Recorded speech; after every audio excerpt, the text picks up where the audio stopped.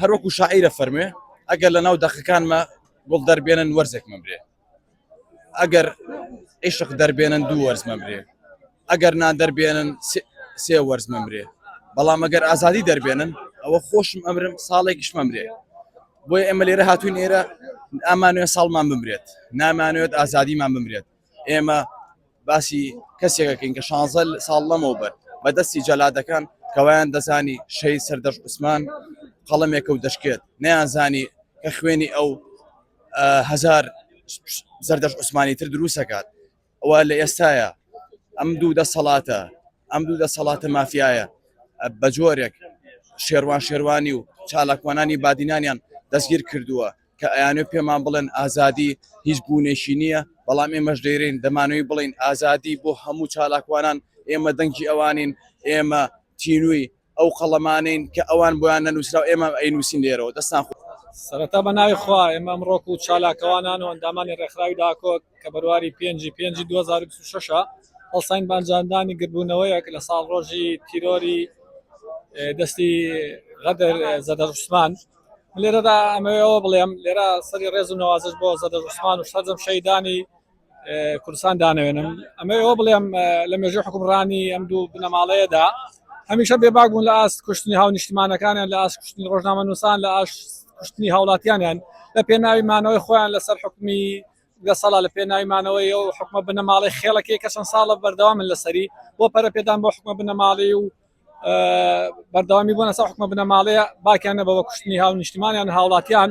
بۆ ئەگەر ئێمە بمانەوێ بە چەند دقەیەک لێرە باسی ئەو حکومڕانی سەقەتەی 35 ساڵی ڕابردوو و بنەماڵە بکەین بەڕاستی تعبیر ناکرێت.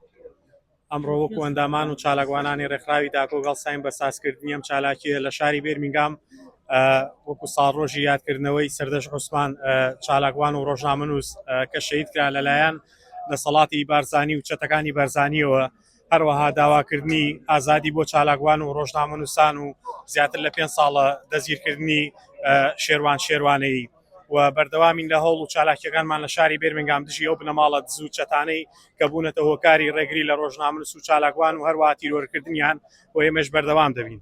زۆر سپاس.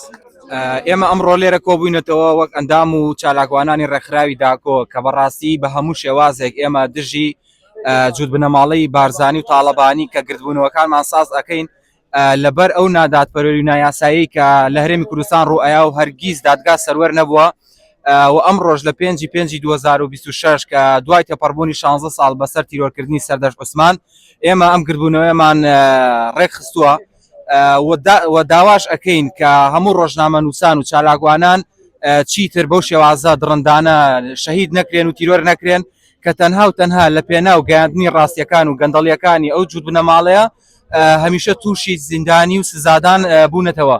جا بۆیە لێرە ئێمە داوا ئەەکەین بۆ شێروانیش کە دەست بەجێ ئازاد بکرێ و تەواوی سەرجەم ڕۆژنامەنووسانی کورد بە هەموو شێوازێک یاسا سەرۆر بێ بۆ گەیاندنی کەیسەکانیان بە دادگا و بێلایەنی یاسا سەرۆر بێ لە هەموو بارودۆخەکانیان. دەستان خۆش.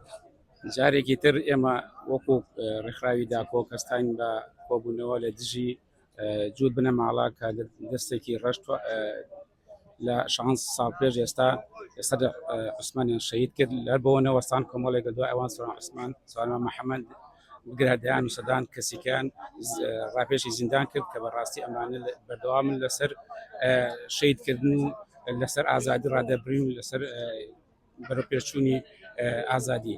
بۆیە ئەم لێرەوە مەجارێکی ئەو جوود بنەماڵەی تاوانبارەکەین کەوا ئەوان بەردەوامن لەوە بۆ ئەوەی لە دژی مافی ڕژیم ئازادەکانی مرۆڤ. زۆر سپاس.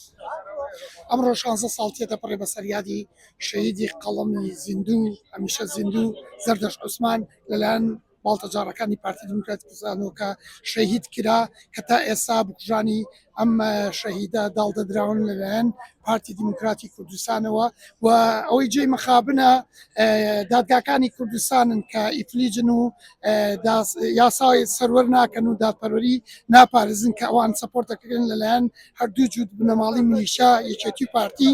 ئەوەی جێی سەرنجە هەر دوێنێ ڕۆژنامەنووسی بەناوبانگی شاری سەیسایق ئەیوب سلێمان لەلایەن هێزەکانی یەکێتی نیشتیمانی کوردستانەوە ئازار دراوە یوای سەلامەتی بۆ دەخوازیین هەروەها شێروانی کە بۆ ماوەی 6 ساڵە بەبێ هیچ هۆکار و ریزنە لەلایەن پارتی دیموکراتی کوردستانەوە لە زیندانەکانی یەکراوە.